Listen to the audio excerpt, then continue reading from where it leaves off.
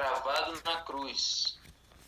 Está demorando para a gente chegar nesses assuntos mais contundentes, né, do livro de Colossenses, porque até agora estávamos nos assuntos assim bem tranquilos, bem de boa. Agora esses assuntos aqui são importantíssimos para quando a gente tiver, por exemplo, numa conversa em que o evangélico, a pessoa lá, usa esses versos como argumento contra você.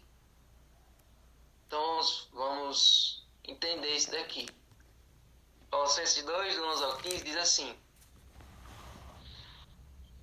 Nele também vocês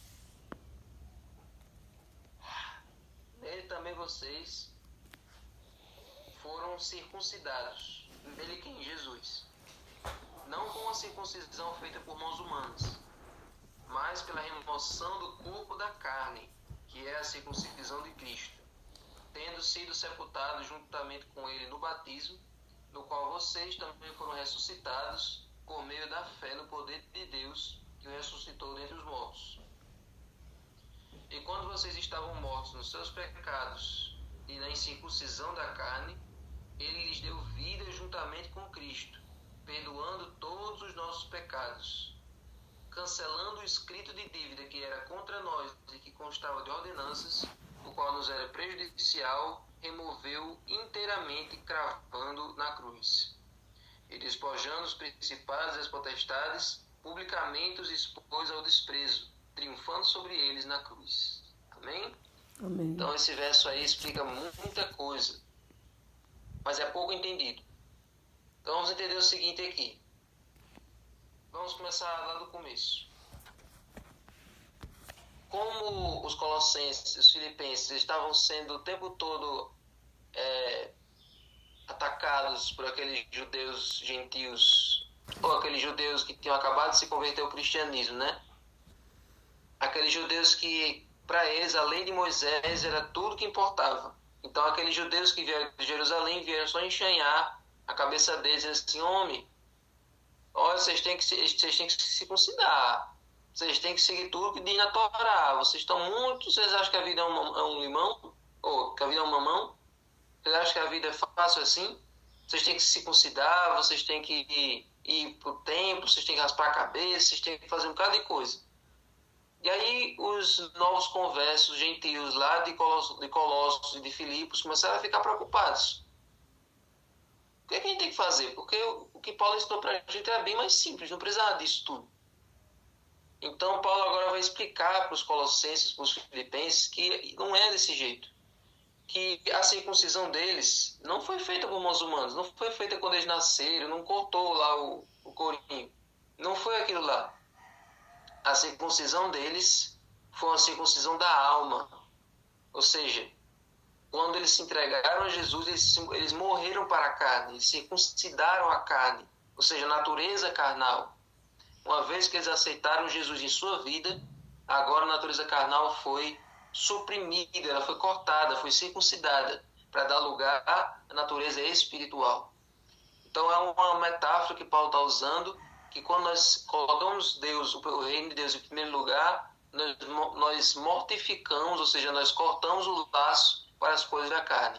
Continua ali, mas nós já não estamos alimentando tanto, porque estamos alimentando o reino de Deus que está em nosso coração. Então é isso que Paulo está querendo falar aqui, de remoção do corpo da carne, que é a circuncisão de Cristo. Ou seja, quando vocês eram judeus, quando os judeus se convertiam, quando os judeus nasciam, quer dizer, depois de 8 dias eles eram circuncidados, para provar que eles eram judeus. Até então a diferença entre o judeu e o gentio era essa. O judeu era circuncidado e o gentio passava a vida toda sem se circuncidar. Mas agora nessa nova fase do cristianismo, a circuncisão é justamente o batismo. Não precisa mais da cirurgia. O batismo é quem faz essa diferença. Com o batismo, você morre ali, você é sepultado na água, e é aí que a gente vai para o verso 12. Tendo sido sepultado juntamente com ele no batismo, ou seja, quando você entra na água, é como igual a Jesus sendo sepultado. Ali, você morre, você enterra ali na água, você afoga ali na água a sua vida de pecados. tudo que você fez de errado até aquele dia, todas as suas faltas, todos os seus erros, até o dia do batismo, são sepultados na água, assim como Jesus foi sepultado depois da cruz. E ali, você tendo sepultados com ele no batismo, vocês foram ressuscitados por meio da fé. No momento que você sai da água, como Jesus ressuscitando, agora a sua vida está zerada, sua vida está limpa, sem nenhum traço, sem nenhuma mancha dos seus pecados para trás. Você está zerado. Então, Paulo, olha como Paulo simplifica a vida, né? Olha como Paulo ele deixa tudo bem mais leve. Então, não precisa mais se preocupar com esses rituais judaicos, não precisa se preocupar com as cerimônias, não precisa se preocupar com isso. Uma vez que você foi batizado, você já passou por tudo isso. Não precisa se submeter à cirurgia, não precisa se submeter à circuncisão, porque no batismo você já faz parte do povo de Deus. Você já é considerado um filho de Deus, você já está confirmando a sua salvação publicamente. Então, gente, no batismo, nós nos identificamos com a morte e com a ressurreição de Cristo, certo?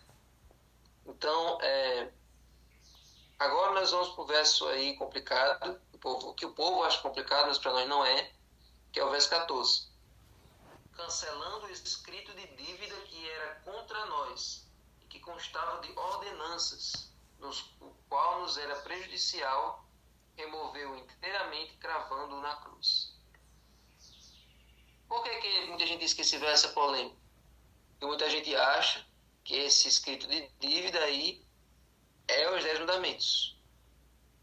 Tem gente que acha que é a lei lá de Êxodo 20, que foi cravada na cruz. Não precisa mais guardar os mandamentos de Deus depois da cruz.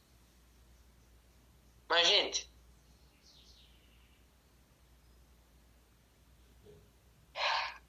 quando você olha o contexto, e as pessoas só pegam um verso isolado e não olham o contexto, né?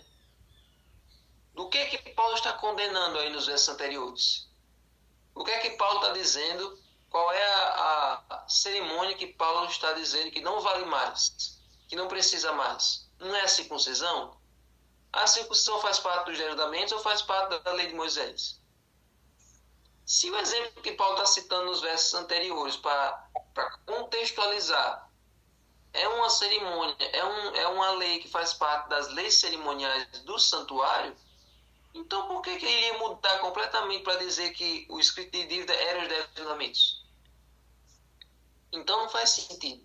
O escrito de dívida são as leis cerimoniais do santuário. Não faz sentido ser os 10 mandamentos, não faz sentido ser a lei moral. Não estava falando disso até agora. Tanto é que, o que é que Paulo fala sobre a lei moral? Romanos 7, que diz o seguinte: que diremos então? Que a lei é pecado? De modo nenhum. Mas eu não teria conhecido o pecado a não ser por meio da lei. Porque eu não teria conhecido a cobiça se a lei não tivesse dito não cobice. Ou seja, Paulo está dizendo, os 10 mandamentos são importantíssimos, eles são necessários. Porque se não fosse por eles, eu não conheceria o que é pecado.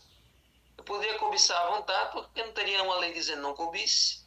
Eu poderia matar à vontade, não tem uma lei dizendo que eu não posso matar. Então, se Paulo disse em Romanos 7 que os 10 mandamentos são importantes, então não foram os 10 mandamentos que foram cravados na cruz. Foram as leis dos cerimoniais do santuário. É a matança do cordeiro, é a circuncisão, é todo aquele ritual de purificação que tinha todo ano no santuário. Tudo aquilo ali não vale mais, porque Jesus já veio e cumpriu tudo aquilo ali, porque tudo aquilo ali é símbolo de Cristo, certo? Então, os crentes gentios não precisam guardar a lei cerimonial, nem obedecer aos regulamentos de pureza relacionados a essa lei, certo? Então, isso para nós é muito fácil. Isso para nós é uma coisa que está clara, não tenho que discutir isso aqui. Mas para muita gente, eles argumentam que a lei de Deus foi cravada na cruz. Mas, gente, se a lei de Deus fosse cravada na cruz, então estava liberado fazer o que a gente quisesse. Se Se os 10 mandamentos foram vencidos, né, foram abolidos na cruz, então está liberado matar, está liberado roubar, está liberado adulterar.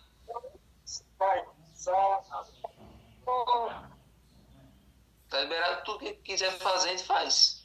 Não tem nenhuma lei suprema que diga que a gente tem que fazer. Se os 10 mandamentos foram abolidos, qual é a lei que vai reger o universo? Qual é a lei suprema de tudo? Se a grande lei, que é a pauta da moral do ser humano, que é o parâmetro de comportamento que nós temos que seguir, não vale mais, então quer dizer que todos os cristãos seguem o quê? Qual é o norte da vida de todos os cristãos? Como é que eles pensam que a lei moral foi abolida e o que eles seguem então? Qual é o padrão de exemplo deles? Então é isso. Então, olha só, Jesus encravou isso na cruz. Por isso que quando ele morreu, o véu se rasgou, querendo dizer que não tinha mais utilidade aquilo ali. Então, gente, por que chama escrito de dívida? Essa dívida, gente, nós, quando nós somos pecadores, nós estamos em dívida principalmente com quem? O fato de nós nascermos pecadores nos distancia de quem? Faz a gente ficar em débito com quem? Não é com Deus? Então, esse escrito de dívida aqui é a dívida que todos nós temos com Deus. Nós já nascemos devedores. Nós já nascemos em débito com Ele. Então, é por isso que a gente evita falar com Ele. É por isso que, como disse na lição da semana passada, nós já somos naturalmente inimigos dele sem querer. Então, com a morte dele, não precisamos mais ter dívida. Ele pagou a nossa dívida.